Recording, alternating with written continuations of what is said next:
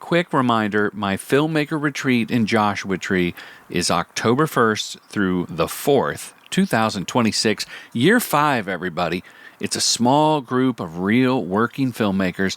I want you to come be a part of a special community, take part in honest conversations, and just take time to think out in the desert. And the food is fantastic. That's where all the magic happens, really, is we all eat our meals together. If you've been craving connection, transformational clarity about your career or life, and you really want to define your voice as a filmmaker, this might be right for you. So DM me or sign up quickly. It will sell out. Oh yeah, there's plenty of Magic Mind at the retreat. That's the mental performance shot that I drink daily. Okay, let's get on with the show. It's time for Respect the Process, a short chat about commercial filmmaking. Here's your host, director Jordan Brady. Nathan Freise and Shiouwen Hong are my guests today. And Helen, this is unique because they're both talented filmmakers. They're married, but they do not work together as a directorial team. And I find that fascinating. You know, my lovely wife, Jeanette Godoy, talented filmmaker, writer, director, producer, we sometimes work together. We talk about filmmaking around the house all the time. So I was very interested in Shiouwen and Nathan's point of view on that, you know? So you're going to love this. You're going to love this talk. I am in post on a project that we just shot about 10 days ago. I am 6 days post-op with my new titanium hip. And I didn't really post a lot of pictures about it because it was, I think, like a 2-hour process in the hospital. And I was walking that same day, and I've entered a skateboard tournament for this weekend. No, seriously, I'm free of all pain. It's kind of a miracle. They do use Civil War era bone saw technology to cut the femur in half, and then they put a titanium nub ball thing on it. But I'm raring to go, and I leave next week for another shoot, so really happy. The Filmmaker Retreat is filling up. I'm going to spare you the promo because there was probably one at the beginning of the show, but the Filmmaker Retreat in Joshua Tree, it's turned into this tradition now here. It's going to be our 5th year. There are discounts for alumni that have taken an online course. I think the discount for the online course is more than the cheapest online course. So it would behoove you to get an online course from me and then apply the discount. You actually gain money, in a sense. And of course, if you've been to boot camp or you're just struggling and you really want to come, give me a call. Posh Duo, sales are good. It is, it started as a joke, and I put this not as a joke as much as something I invented for myself. But those that read my newsletter know that I also went ahead and developed the product because I wanted to experiment with different AI tools and not just make a bunch of AI tests. I wanted to have a purpose. And since I make commercials for a living, I figured, well, just make my own product. So if anyone wants to steal that idea, come up with something and shoot your own stuff, it's not even a spec spot because it's a real spot. Yes, there will be Magic Mind. I've made a lot of spots for Magic Mind and use the code, go to magicmind.com/Jordan Brady, and it's 50% off. And I love this stuff. I'm in year 3 or 4 now of drinking it every morning. But the fun thing for me is I do like grandpa influencer kind of spots for them. And when I need B-roll, I've been conjuring that up with AI. Now, I realize this is very polarizing. Some of you probably won't come to the retreat, and you wanted to, because of how much AI I use. Like Ben Brady, it's like, Dad, lay off the AI. You're pissing me off. But that's okay. It's a tool.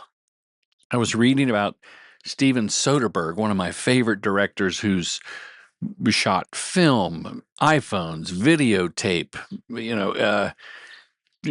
he embraced AI. I haven't seen the movie yet, but it's a John Lennon documentary, and he manipulated visuals to go over the like making B-roll, like more imaginative than stock footage. So that's where I see it. And the classic story I've been telling filmmakers is go ahead and pay the kangaroo trainer, bring the kangaroo to set, get the wide shot, get the kangaroo jumping in and interacting and over the shoulder onto the kangaroo. But when it comes time to have, and it's carrying a birthday cake, right? And if it can't carry the birthday cake, that's in AI. But you've shot the kangaroo and you paid the kangaroo trainer. And then if you want the kangaroo to blow out the birthday cake, you do that single in AI. So I think it's going to be peppered in. And then there'll be its own category too. But anyway, I use it for the Magic Mind spots, clearly for the Posh Duo. I don't know how I go off on that tangent, but do use magicmind.com/Jordan Brady. I know some of you have and enjoyed it. Posh Duo is $15, free shipping. If you want to look great, get the Posh look for both beard and hair. Maybe you're thinking, Jordan, I don't have a beard. Still good for the hair. Some of you, I have a beard, don't have hair. It still works. Okay, let's get to Nathan and Shiouwen. First of all, thank you for being on the podcast. Yeah, thanks for having us. Yeah, and you're together. This is great. I didn't know if you're going to be in separate rooms or who knew. 24 hours, man. We live the life. We're married. How long have you been married? Pop quiz. What? 12. 2014. So 12 years. Wow. Yeah. That's a keeper. Yeah, I'm trying. I mean, we graduated from the same program from School of Visual Arts. So yeah, it's like way back. What does that have to do with anything? Like that doesn't mean you'd last 12 years. It's a contract. We signed a contract, so yeah. Have to make it at least 12 years. Well, before we begin, can you introduce yourselves to the listeners so that people they got the earbuds in, they know who's who? And I'm going to get one of your names wrong because I've been saying Nathan. Yeah, that's the one you're struggling with? That's the one I'm struggling with. Yeah, that's a very tough name. I'm Nathan. Freise. Actually, Freise is the hard part for most people. They want to say Freeze, but it's Freise. Nathan Freise. And I'm Shiouwen Hong. Yeah. I was saying Shiouwen. Is that right? Yeah. Shiouwen. Yeah, perfect. Oh, thank you. Well, Shiouwen, you and I met, I think, at the Directors Guild through the commercial directing diversity program, right? You were a fellow, you were a participant. I was there on some panel. We chit-chatted. And then Nathan and I met for the first time at the little gathering they had in Venice last month. Yeah, just a couple of weeks ago. And you two were together. And for the listeners, I want to tell you that I just felt this energy between them and asked you both, are you a couple? Because you could have just been, there were probably 75 people there, filmmakers, editors, producers, writers. But it just, you had that, I wouldn't have guessed 12 years. You had the... Well, that's right. We were talking for a while, and then I guess we didn't mention that we were a couple, and somehow you just sniffed that out. You're like, are you guys a couple? Yeah. I don't ever go anywhere that wants to mention that we're a couple. Why not? It's not necessary. No, I agree. My wife is a filmmaker. She's a writer, director, producer, and we work together sometimes. And we don't mention it. We don't hide it. We don't go out of our way to hide it, but we certainly don't broadcast it. Just because you don't want someone to go, oh, they're fighting. Oh. I think there's this thing of that's my wife or that's my husband, and then it kind of diminishes like what they actually do in a way. And when you're at like an industry thing, it's just we just like to kind of stand on our own 2 feet and just mill about and pretend that we're just there by ourselves. Strangely, I mean, especially as a woman, as a non-white.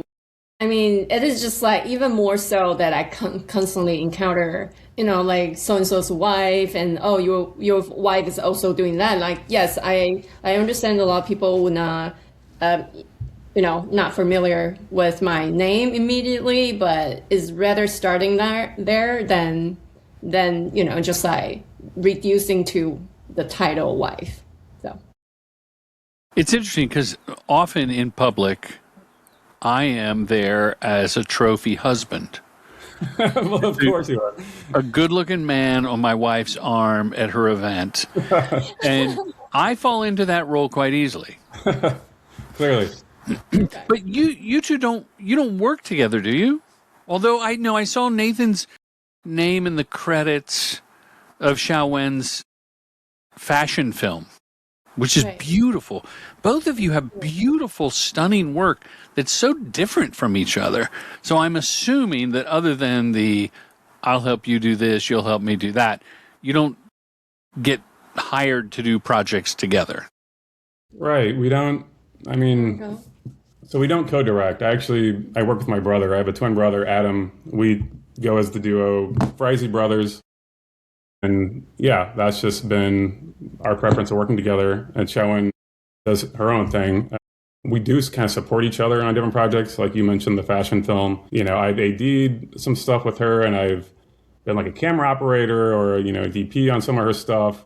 And she's been like a project manager or producer type on some shorts that I've done. But we've kind of drawn a line on like creative. Like we just kind of we want each other to have their own creative space, if that makes sense. And we more often than not come in on like more of the technical roles to help each other out. Right. I think going back to where we started, like we graduated from the same program from, compute art, that's our program. And so we have like similar skill set and kind of interested in the same thing. So when we both kind of discovered that directing is what we both want to do, but at the time we don't even know what directing means in terms of professionally. Like we just know we want to tell stories, we want to create something, but in terms of roles and where you place yourself in this professional world, we have no clue, but we just know we want to create. So for that early stage when we thinking, oh, that's all create something without defining roles. And that definitely creates some sort of chaos, but create a lot of freedom at the same. It's just like when you're at the, early, when we're younger, then that is like makes sense. But then as we experiment more projects or kind of working back and forth and knowing more how to work professionally and how to work with other people, and we quickly realize that's not ideal situation when there's multiple creative voice in one project. I think what she's saying too is like when we were younger, we did try collaborating, creatively, and it just became a thing where we were still trying to figure out our own voice. I think I've heard you say that, like we didn't know what we were even trying to say personally, and then collaborating became this thing of like too much push and pull from each other's own creative ideas. So we just decided pretty early on, like let's just separate creatively on projects so we can each kind of find our footing, and we did that for like the first 5 or so years. And then we kind of came back together, and now we're supporting each other in the more technical roles, like I said. But like, early on, we don't even know what it's producing, like what it means. It's just, trickle down, it just means planning and discussing before you go out and shoot and, all that. But we all just do every step of the way together. And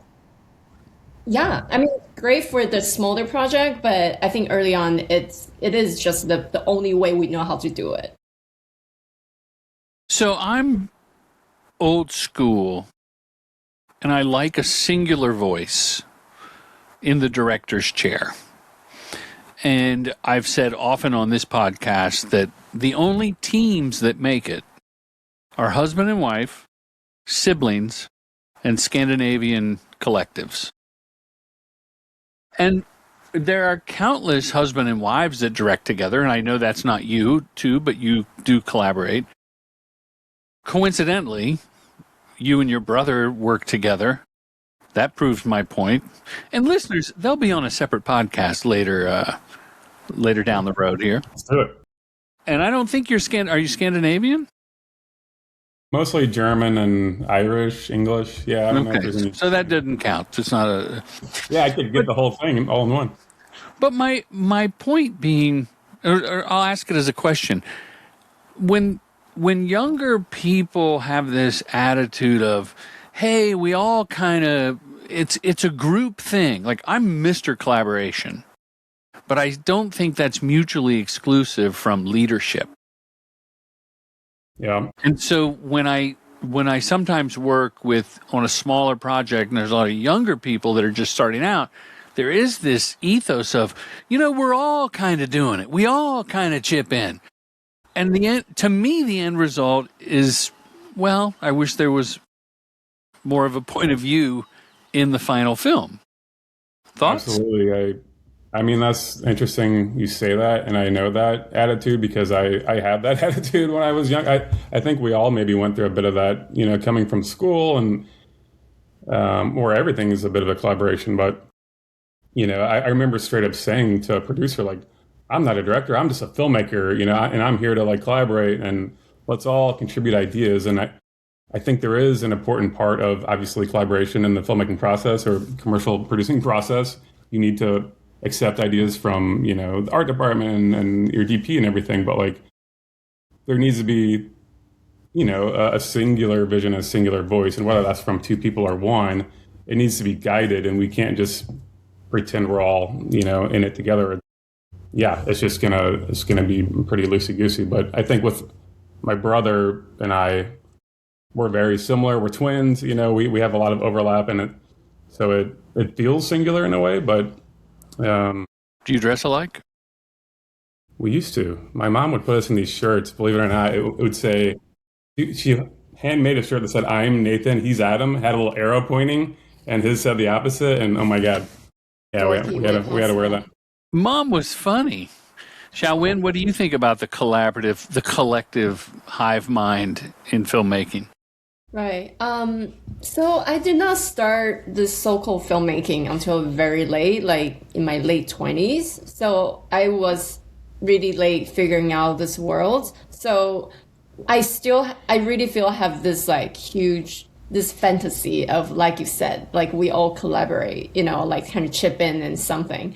But I do feel like by now I really do figure out that is just not the best way forward, because it is more the concept that I just need to accept that I'm also very opinionated, and not in a bad way, but in a also, I mean, I'm just like, who isn't opinionated as a filmmaker, as like you have a message, you do have your way of telling things.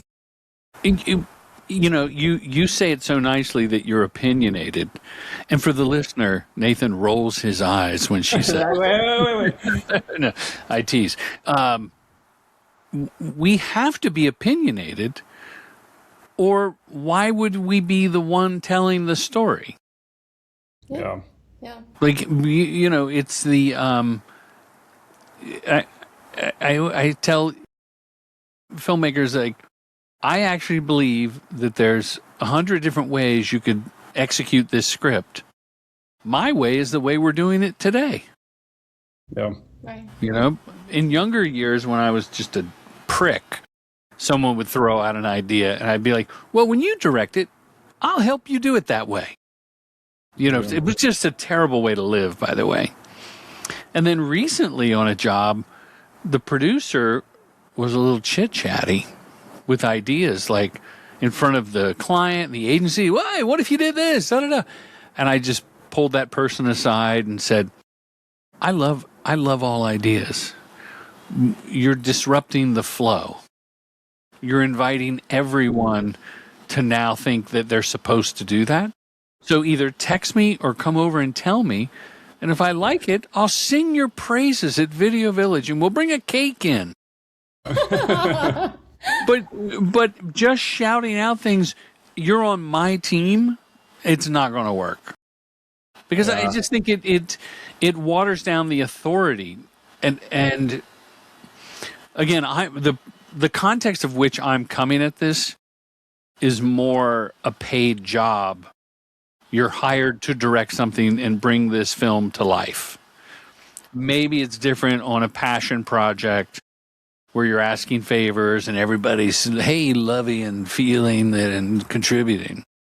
Do you feel that comfort level of saying that I'm in control and they hire me to direct, not you? Well, not exactly, but pretty much it's kind of the idea of like, if you want to throw out ideas, that's really will be nice for you to go through me. And do you think that comfort level to express that comes with age? Because I really feel when I was younger, I do have difficulty in saying like, here, yes, I can be opinionated, but to express that this is my idea, that's ask you that idea, go with my direction. I feel it is really it takes quite a bit of time for me to build a confidence level to express that to others.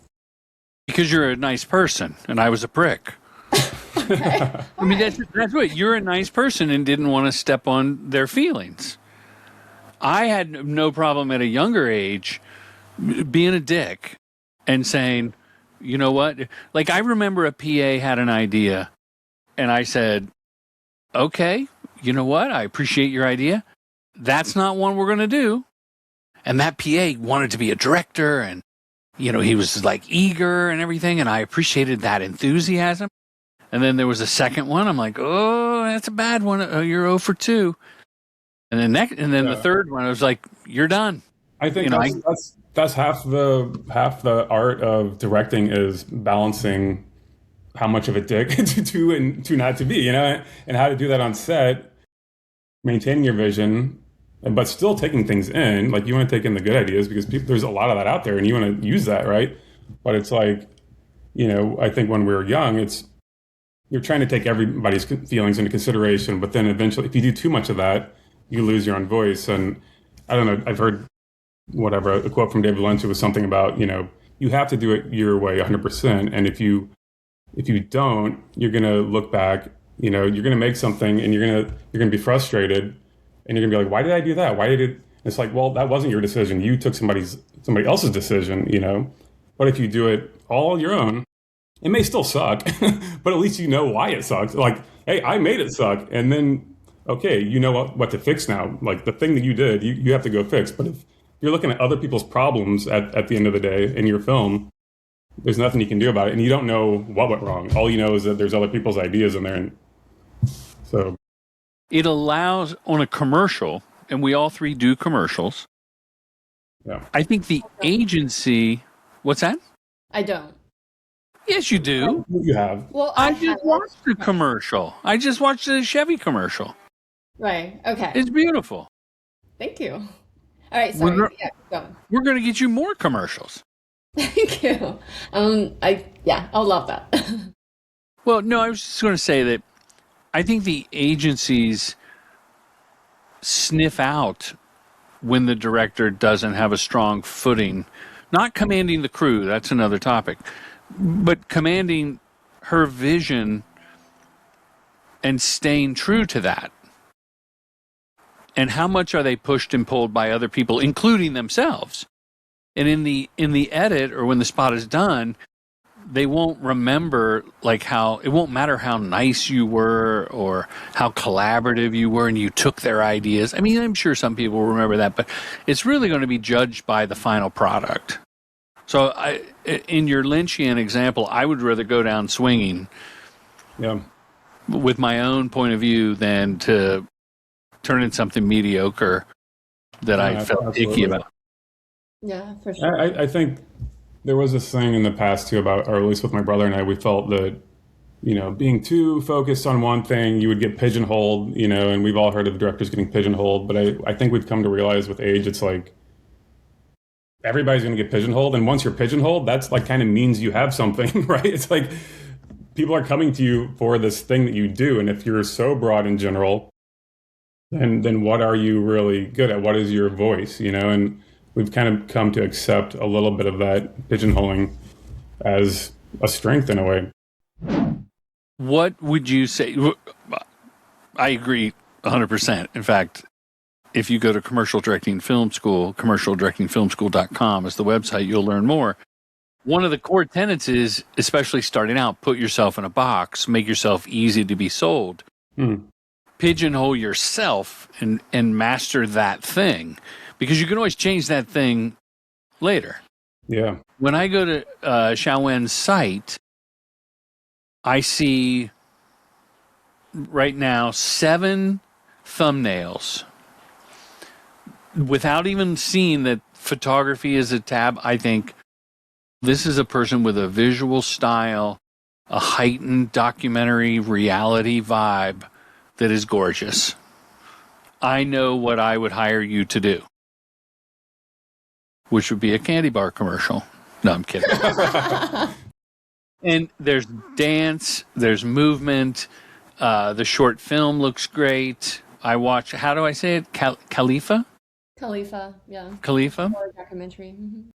So I see realism, documentary, but an elevated production. Not overly polished. Almost Netflixian. Is that a word? I don't think that's a word. I don't know. This is the first Let's time I make heard it a thing, yeah. Yeah. I mean, it's certainly not polished. I wouldn't use it in a because- positive way like you just did, but yeah. Yeah, I did it all by myself, so it's definitely completely passion project. But yeah, That's fantastic. And if I go to the Freise brothers site, I see some thumbnails and I go, effects and sports. There you go. You got it. That's my pigeonhole. High concept sports with crazy shoes. Yep, that's it. We used to call it, so my brother and I came up with this term, the purple monkey. And it was like, I think we got pitched on something. It was like the boards were CGI monkeys and they were purple monkeys driving cars or something. And we had done something with like, I don't even have it on my reel, but it was like yellow monkeys driving a car. And then, you know, the agency's like, the example's good, but do you have purple monkey? Like, we really need to see the purple monkeys. And we're like, we can change the color of the monkey, you know, like this whole thing. And You were, wait, just so I'm clear, because I've told a version of this story a lot. From that directors have told me, like, I didn't get the job because I didn't have blueberries. yeah, And it was raspberries. But it was the same shot. You're saying there was a purple monkey in the board. I mean, I'm exaggerating a bit, and this was years ago, so I don't even remember the exact boards, but honestly, it's that, especially with like visual effects type stuff, it gets very specific, and, you know, I don't know. We got super annoyed by that, but then I think we started to realize, okay, we have the thing that we do, sports, visual effects, shoes, a little bit of cars, and we're fine operating within that. There's tons of work within that, so like, let's just, you know, push hard on that envelope and embrace it. Have you experienced the mutation yet? What's the mutation? The mutation is, like, I'll just make up an example. You have an Adidas spot with a golf ball, and the golf ball drops into the hole, and the camera's in the hole. Yeah. I'm assuming it's pre-AI. Right. Right, it's like CG golf ball comes in. Yep. And then there's this woman for on shoes. And there's a very stylistic future sound wave jet engine the size of a Boeing 747. And it sends out this thing, and the woman outruns the blast. Right? Speed of sound, name of the spot. So there's a board, and it's like, it could be little kids jumping on a trampoline, and one of them bounces up real high because there's a machine underneath. So it has nothing to do with shoes or sports. It's going to be high-key lit, fun, colorful, saturated. Yours is gritty, desaturated, but it's the effect. And someone has the foresight to not want the purple monkey, but they want that sound machine. Okay, I see where you're going with the mutation. Yes, I've So the experienced. mutation, and this has happened in my storied career. The mutation is when that one agency or creative sees it and goes, no, she can do this. It's like that thing, but it's different. I know. And then you do it because they take the leap of faith, which makes total sense. Next thing you know, someone goes, they work with kids. So now you have a whole second pigeonhole box. I mean, I like that. My mutation didn't work that way. Like it's somehow gone the other way where it was, they saw our Tesla, we did a Tesla spec years ago that went, whatever, semi-viral. Was Elon Musk, before he was a total douchebag, he tweeted it. And so You have to qualify the time frame of Elon Musk if you ever bought a Tesla. Oh my God. Or worked with him. You have to say it was before Doge. This was, 2015-ish. Anyway, he tweeted a spot that we did and it got some eyes. And then, everybody and their brother was coming to us. Oh, we want that Tesla spot, but we want to, do this thing. And it was, okay, that spot is kind of gritty. It's got like this Mad Max flavor, black and white. And it's like in this little dystopic world that we, did with VFX. And I sat in a meeting with a guy who reached out to us. I didn't know his product. He said he wanted to meet with us and he wanted to do something similar to Tesla. We went through like half the meeting, still didn't know what the product was. And he's like, oh, I think it can be exactly like this. And he gets up on the dry erase board and starts drawing this technical diagram of all this like science, this physics things kind of happening. I'm like, what exactly is your product? He's like, oh, it's an MRI machine. I'm thinking, he's like, oh, we just want to replace the Tesla with an MRI machine and, it's going to be the same. I'm like, this doesn't exactly translate, the story, the idea here doesn't translate at all. So I see your example and I would love to be able to bridge into another genre, but unfortunately, something with like highly visual stuff and VFX doesn't really lend itself to like, kids in a backyard or a nice elderly couple doing a pharma thing. So. Well, it'll happen.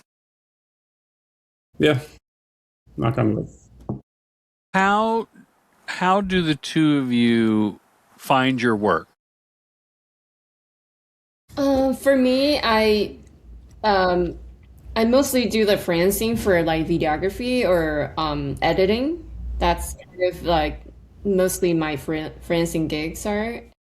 So for documentary, mostly kind of feature on my website. Those are all, it's like personal projects. Then I'm hoping to be able to push those to be a full-time documentary filmmaker.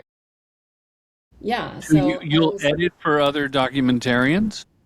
No, I will edit for like small commercial work or corporate videos and like nothing like long form or film, not like that. It's more, a lot of time it's just like a lot of like social media content that type of work that will come. And do they find you? Do you have because I don't see that on your website, or is it a different website?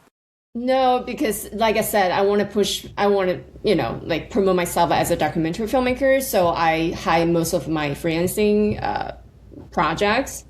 People that do know me, they're all coming from back in the day when I started working in the post-production house. I do a lot of animation design and small editing stuff. So those are the clients that already know me back then. So they will keep coming back to me, or word of mouth. People will just refer me. Repeat business. That's the bloodline to a career in filmmaking, no matter what side of it you're on. Repeat business is the key. And I'm not just speaking to the two of you, young couple. I'm telling the listeners. Shiouwen, let me ask you this. I know for decades, like before the internet, you would have a reel, okay? And it might be it used to be on a tape machine thing, and then it was on DVDs, if you remember those. Then now it's a link, obviously, and it's a website. And you would curate your work and not show the shitty stuff. So you might have a reel of 6 spots. But now, I mean, and for the last 15 years, I've been on the phone, I've been on a Zoom with creatives, and we're talking about something, and they Google it and finally go, oh, I see you did this. Yeah. You did the gummy bears. And I was like, I don't want anyone to know I did the gummy bears. Somehow my name is on a website, on a link. Yeah. Maybe the location scout put it on their Vimeo. Like, people find everything we do. Yeah. It's always a location scout. Yeah. It's always the location scout cut of the commercial. It's like 47 seconds long. So, Shiouwen, my question is, do you think it matters in this age that we're in if people know? Like, I believe in curation. I'm with you. But if they saw that you cut a brand film and some social spots and that you're working and paying the bills and you're a full-time filmmaker, and then they see this tab with Khalifa and Neha and a fashion film, do you think is that okay? Should you and I change our minds? I still believe in the direction I'm having right now, because it go back to we were talking about Purple Monkey. I feel it would be very confusing for people that is really my mindset that I wish I learned earlier in the earlier stage of my career, is to have a more focused portfolio. To have a Purple Monkey. Yes. Because like I said, my background is in post-production. So I can do animation, I can do design, I can do storytelling. I just feel like I wanted to put it all out there for people to know what I'm capable of. And then also combined with the fact that we know very little in terms of the professional world of directing in the early stage. So we just naively want to put everything out there. But I think very soon I realized that no one want to hire people that have everything. And for them, if they see there's so many options in front of their face, they don't know who they hire. Like, they don't know. That's a great point. I actually love that answer because it validates the put yourself in a box pigeonhole theory. Mm-hmm. You make yourself easier to buy by curating the website. Yeah. But, I'm old. So whenever I can talk to 2 young people, I think maybe there's something I could learn. Yeah.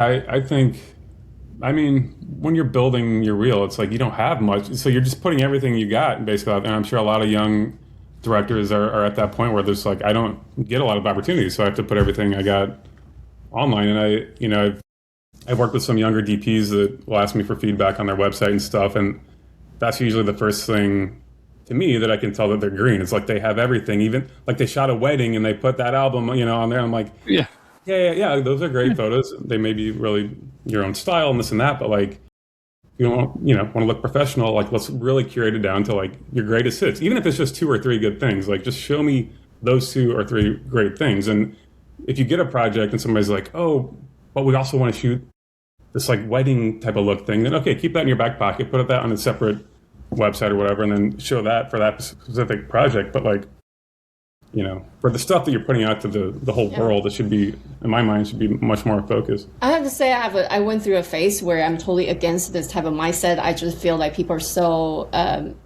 they're kind of narrow-minded. They are just like not willing to try out just like, why does it have to be also pigeonholed? But then there's like one moment I realized, wow, that is a totally different world. Once I'm in the position needed to hire other people. The table. Or all of a sudden, perspective totally shifts. That is just so. It's like I remember that moment, that time. I was just like, wow, that's how people have been thinking about my work or thinking about me. Like totally. When you're on a different side and on the hiring side, you turn into that person wanted that purple monkey. I hate to say it that way, but I think. And that's really where I really feel I'm stepping into so-called professional world or more relatively, in my opinion. So I kind of just like, wow, once you're in hiring, you're really looking for something very specific. And then, so with that experience, I really feel I flip it on me and how I can curate my own work so when people need to hire someone, I have things ready for them to say like, oh, I know what this person is capable of doing. I know what this person's voice and style is. And just leave very little room for confusion. And I think that's very important. That's what I learned. No, I love that you gain that perspective through the experience of hiring a purple monkey maker on your own. The great thing about the system now, like on the downside, yes, anyone can find the gummy bear spot that you wanted to not show. Or, I used to also poo-poo, lesser brands, like if the brand wasn't sexy. And now, like earlier this year, I did a brand film, like a 1-minute film, and we gave the client a bunch of 15s and 30s, and we did it directly with them. And it was my son and I, and we each had a camera. My camera work is horrible, so very little of it made it. But it's not. It's a woman that started this business of these inflatable organs, like a brain, a set of lungs, and you walk through the lungs, and there's these signs about if you need to see a doctor because of this, or you walk through these giant breasts, and you learn about breast cancer. There's a 30-foot colon, and how could you not want to walk through a 30-foot colon? And so it's so unsexy. But we went and we made this film, and to me, it's not even comedy, right? It's not even in my wheelhouse.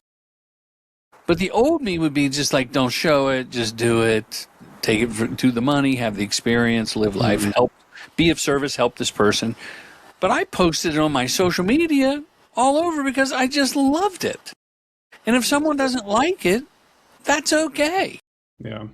It does counter the I'm not in that box. It was an anomaly. Some of the, the smaller brands are more willing to take risk, and we found like working with, I don't know, just unheard of generic brands. Sometimes they're like, the creative is really fun, because they're like, all right, yeah, let's try this. Let's try it. Like, they don't have all these rules and restrictions and yeah, they don't have any creative. They want you to come up with it sometimes. Just come shoot it and edit it and make it. And yeah. So I don't know. I mean, working with bigger, more established clients, there's all kinds. I mean, they send you a PDF, like a 50-page PDF of all the brand guidelines of, do this, can't do that. So, yeah. Now with a website, I know a lot of people starting out use like a Vimeo showcase. I use this tool, Simian, where everything's on the cloud, and I can make a custom reel. So everybody's using custom reels. Yeah.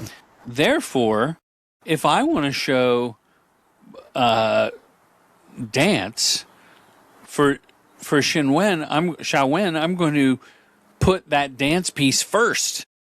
Yeah. I might even change the thumbnail that really is going to grab someone because of the board has someone jumping through the air. So I'm going to put the jumping through the air on the thumbnail. Like it's down to a science. It can be depressing because you see someone watches 6% of a 30-second spot, and I can't even do the math because I mentally blocked how many seconds that is before they went next. But the customization is fun. And now, Nathan, do you and your brother, are you represented? Do you freelance? How do you get your work? So currently freelance, and we've been repped in the past, and we still kind of work with reps, even though we're freelance.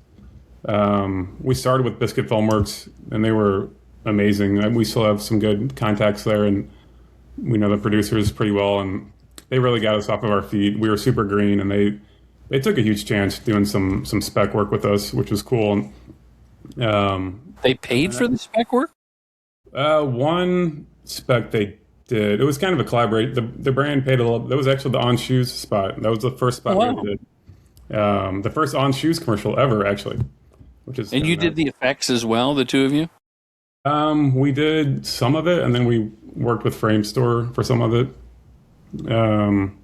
But yeah, we were rep with Biscuit, and then we went to RSA for a brief stint, and we worked with Contagious. We were with like Red Cameras for a while, and then I don't know. We'd always had like a year off in between those production companies where we just tried freelancing, and then somehow since COVID, we just kind of decided to stay freelance for whatever reason. We started getting kind of more direct to client work, which we found out we drastically prefer, as I think most sane directors would. But, you know, we still have good relationships with producers and reps, and we do the freelance thing. That's awesome. Do you have a production company of your own, the two of you or the three of you? No, I mean, Adam and I, we've debated doing that, but I think I don't want to speak for Shiouwen, but Adam and I kind of made a decision to like, we don't want to run a business. Like, I think the moment it becomes a business, like you start managing people and emails and schedules and invoicing and all that stuff, and we're just like, no, I just want to do the creative. Like, let's just stay directors and let all the other stuff get worked out by the production companies. I was on the kind of guest director was Farm League. So it's not, they will send me boards sometimes, but yeah, it's more on the kind of freelancing basis. So yeah, we are mostly just freelancer. We are not with any production company. Maybe we'll do a separate call off the air, and I'll explain to you both how you're leaving money on the table. Tell me more. And it's not that hard. Can I tell you? Yeah. No, well, let's hear it. Well, just having been at different production companies and some great ones, and then partnering up with people, and that ran its course, and having a roster of directors, I now have True Gent, and you can learn more at truegent.tv. And it's basically me, my wife, and my son. And then I have, a stable of freelance directors, most of whom I've been introduced through the film school. Like, I've spent weekends with these people, so I know their stuff, and I'll submit them for gigs. But here's the dirty secret. Jordan Brady ain't doing the schedule. I mean, yes, I'm involved in emails, and I did a pitch this morning, and, I have a partner who's the EP. I have different line producers. Sometimes it's the EP. My wife is line produced. You bring them on, and you guarantee the quality of service that the agency, or better yet, brand direct, expects from the companies that you've worked with them before. Or if it's a new client, you're going to give them white glove treatment because you're outsourcing the production. Now, I'm not saying that I can compete with a Biscuit or a Hungry Man as far as, paying for. We'll pay for the same lavish dinner. I will send, expensive soft cheeses to the hotel. So there's really not much difference. I guess my question, how is, like, we have always kind of wondered, I mean, obviously there's reps and things like that, but like, if I just decide I'm going to start a production company tomorrow, what changes in terms of the board for, like, how do we get the work, because I'm no longer just a director, right? I'm like a production company. So are you hiring reps? Like, does that work as, like, you pay them a percentage of the job, or you pay them like a monthly fee, or how does the work come to you? Unfortunately, it's both. Yeah. It's a monthly fee and a commission on the job, which is great because you want them to be incentivized Right. and getting you stuff. I get approached by companies, would I loan myself out? Would you do this job through our company? Okay, sure. If the budget's good and the script is good and, it fits in, of course. I famously said I would do a commercial for vape pens aimed at toddlers if the money was right. No, you did not. I would. So the reason I'm saying it, and I'm glad we're having this conversation on the air, because it's not right for everybody, but it's you as a couple and your bro. Yeah. So you're keeping it in the family, and you all get along, and you all do the same thing.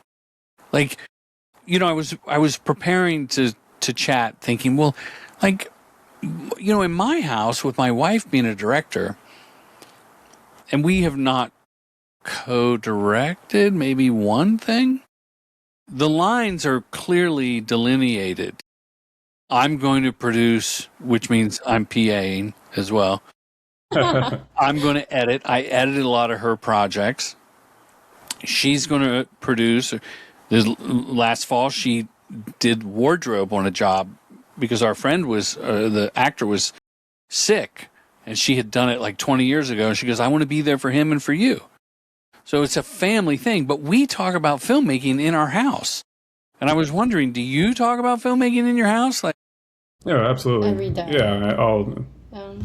I mean, maybe that's also part of it. Of like, I don't know. I mean, yeah, it's our life. We love it. We, watch a movie every single night together. And it's like, I think there became a point of like, I don't know, when do you turn off the work? We used to both work out of our house, and now I have a little office in Venice. But when we're both constantly in the same space, working on the same thing, it's like it was hard for me to know when to turn off, the commercial brain or the whatever project I'm working on brain, and it just became conversations with us all the time of like, and that's good in its own right. And I think we still have conversations around the clock about filmmaking, but I'd rather it not be about work all the time. And somehow I think if it's like, I don't even just having a separate office space kind of gave like that tiny little commute. I come back home, there's like that division between like, okay, now I'm done talking about my project and commercial stuff, and we can talk about the Linklater film that we're watching or whatever it is.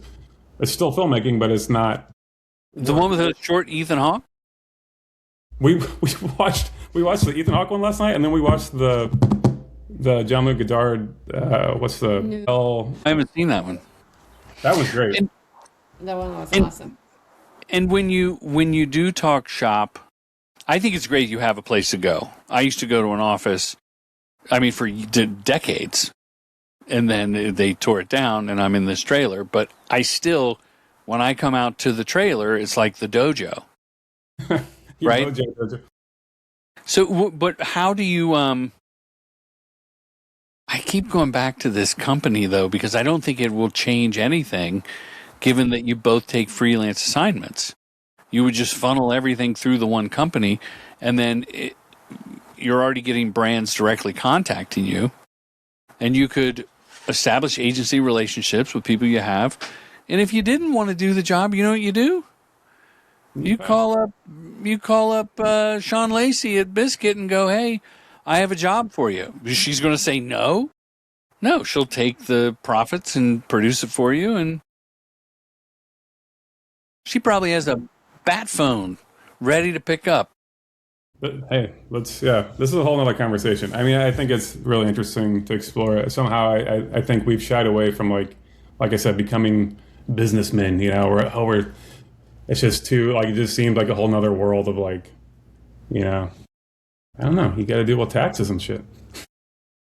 No, you don't. You get a bookkeeper and an accountant. I'm the dumbest person Jordan doesn't ever meet in filmmaking. My wife asked me about a project. She goes, how's the budget doing on that? And I go, it's all up here. I think we're gonna make a lot of money. Or I think we can afford. Let's just pay for that. We can afford that. So no, you're definitely going to work with the same people that you work with now. You're just going to keep a lot of the profit. That's kind of basically how we sort of work together, because we don't work on the same project together, but there's a lot of discussion. You don't feel comfortable talking with others. And then certainly we both have not just being creative, but also you need to, once you old enough get into a certain stage, you need to have that business mindset. And we definitely come from slightly different experience, and then be able to talk to each other with a little bit strategy. And that is something that is definitely super beneficial to be a couple, I would say, because sometimes you don't feel comfortable talking about this with friends, with money and number and how to be. That's just slightly greedy. No, I'm just saying how to pivot in a way that for us can win the job to win our time back. Like the other day, we just heard like whenever you take a job, it's actually a way for you to buy your time back. And I love that mindset of like because we all ultimately want to work on our personal project. Like he's now developing a feature film script and I'm working on a feature documentary. And how do you manage to have a time for commercial, and also have time for our personal projects? So for that to happen, I really feel it needs a strategy to get the best out of the commercial that can keep us afloat, but at the same time that we do have a time for our personal projects. To develop your own project separately. Yeah. Yeah, what a great problem to have, though. Yeah, but it's also very difficult because freelancing means there's no steady income, there's no guaranteed gig. So whenever there's something come through, we like to talk with each other, just like how much time, especially our lives kind of together. So it takes a lot of time to get involved in the project from the start to finish. So we like to discuss how much time. And I think, what part of what she's saying is there is kind of already a business thing happening between us because of how we keep each other in checks and balances with our time and money. Like, I used to take, in the early days, like any project that come my way, I would pitch on, like, yeah, let's get it, let's try it. Why not? And it came down to a point of like, Shiouwen is like, she would look at the boards and she's like, why are you pitching on? This is like not creative. It's not your thing. Like your time is better off spent. Like, why don't you work on your feature for the next month? Like you're going to waste a month or 2 weeks doing this treatment and you don't even care about this thing. And she's right, but I just got caught up in this thing. And so we do a lot of that, checks and balances. And I think, that's essentially like part of what a business is, right? Working with other people to like strategize what's. Also, there's always a blind spot to be in a creative position. And once you are not in the creative, like for example, when he's directing a commercial, then you will somehow want to block out those business side of things and then want to focus on being creative, which 100%. That should be happen that way. And same thing for my documentaries. And all I want is just give everything I could to the creative, and I will totally blindsided certain business side, which totally makes sense, that can really, make the film succeed, but then I just don't see it. So he can remind me. Like, hey, did you apply for that grant? Hey, the deadline for this thing's coming up on this day. Right. We could get like $5,000, whatever it is, it can help. Right, but there's no way he will think like that for his own project. So I think that's really certainly the benefit of when we are outside of our creative bubble, there's another person kind of keep each other more balanced. Well, you're like each other's own executive producer. Yeah, true, in a way. And think if one of you were a doctor working long hours and then coming home like, the craft service lady, like, oh, that's great, honey, or okay, the DP was hard to convince to, okay, yeah, and roll, like, not really understand the venting, but more specific to your point, I think it's just beautiful that you confer with each other on the value of time, which ultimately is your relationship and your marriage, that if you're going to do the gummy bear commercial, and there's nothing wrong with gummy bears, but if you're going to do the gummy bear commercial, you realize we have to postpone our trip to Greece or whatever it is. Right. Well, surely that's, I imagine there's a lot of that with you and your wife. You guys have similar balancing act? She's better at turning it off. Like, we are talking about going to Greece, is why it's on my mind. And she's like, are you going to be able to, like, really unwind? and we went to Hawaii 2 years ago, and I said no calls, no nothing, and then there was one text came through on the beach, and I go, they're offering me the job. They're offering the job. I'm just going to be 5 minutes, and it was great. It was like an extra gift at the end of the year, so I can't say no to that kind of stuff. Where she can go, Likewise, if I say, like, she's writing this project, and I'll say, well, I'll order dinner. Notice I didn't say cook because I'm terrible. I'll order dinner. I'll take care of this. Don't worry about anything. Go in your room. Go do your thing. Just don't worry about anything. That's great, man. Yeah. Or if I'm like I'm going to go, I'll say, I'm going to go edit this project. I have a passion project I'm working on. It's going to take me weeks.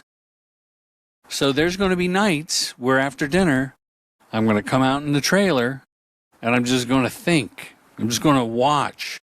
I mean, Shiouwen, it's not like you just go, oh, I can cut. Like, sometimes you have to marinate and rearrange. It's like clay, and she gets it.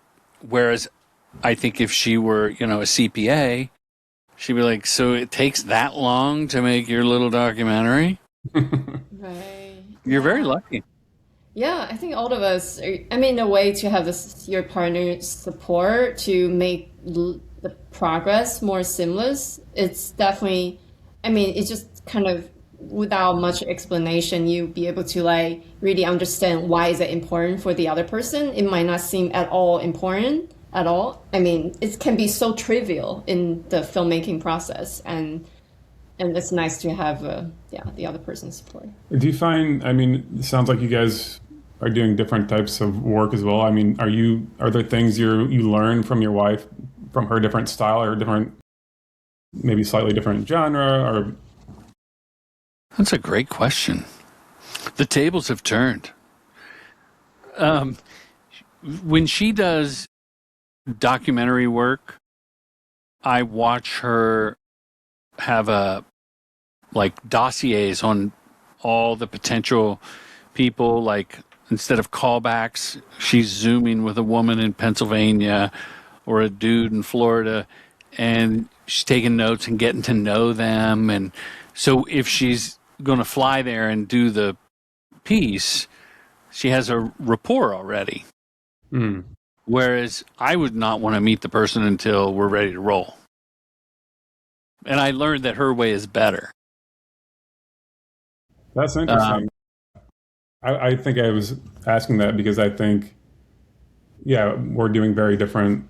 Shiouwen's working in the doc space, and I'm doing more visual, stylized narrative stuff. But I think, over the years, working more with her on her docs, even if it's just a camera operator or AD, it's like I'm learning this totally different approach that I, never would have thought was even relevant to the stuff I do. But I'm like, what? I don't know how to describe. It's like I just heard somebody say, narrative directing is like you got the megaphone and you're kind of putting out the orders and you're getting back the thing.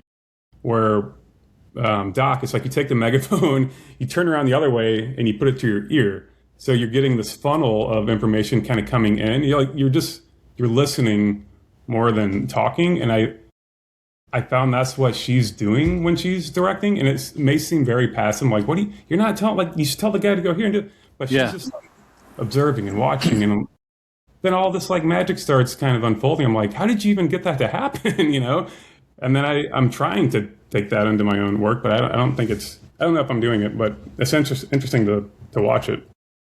I'm going to add, I feel the same way. I learn so much from, sometimes I will go on set if I'm allowed, or there's a time for me to, and then I can learn so much, even his pitching process with commercial clients, and how much precise and time sensitive, and how you need to just give the most impression, everything you got from the first 3 pages, for example, that precision and that crunch within a short time.